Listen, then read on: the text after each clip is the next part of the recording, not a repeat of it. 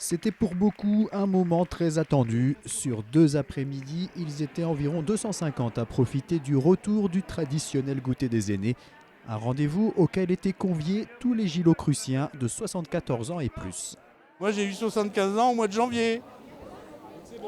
Donc c'est bon, mais enfin bon, comme je dis à ma fille, j'aurais préféré recevoir une invitation pour la boum des petits jeunes.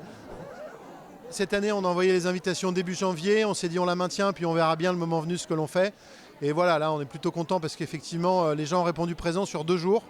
On divise en deux, comme ça on respecte aussi les normes sanitaires. Et puis en plus, c'est une des premières journées où on peut être sans masque dans les bâtiments publics. Donc voilà, c'est un double bonheur.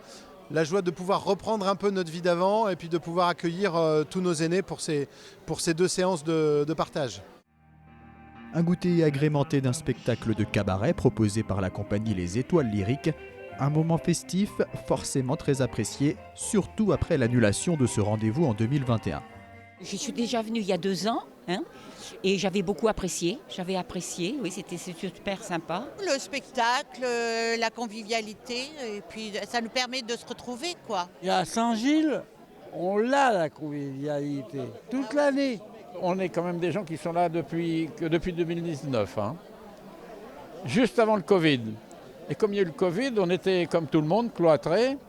Et puis là, c'est l'occasion de voir des gens. Il y en a qui ne s'étaient pas vus depuis plusieurs mois, voire plusieurs années, parce que chacun est resté chez soi forcément pendant cette période un peu compliquée. Les gens ne sont pas sortis beaucoup et là effectivement il y en a certains qui « Ah, je ne t'avais pas vu depuis longtemps ». Voilà. Donc si en tant que mairie on peut contribuer au bonheur de nos citoyens, c'est notre mission première, donc on est content. Ce goûter des aînés était organisé avec l'appui de bénévoles de la retraite sportive du Club de l'Amitié. Les sourires sans masque étaient en tout cas bien visibles en ce début de semaine à la salle de la Conserverie.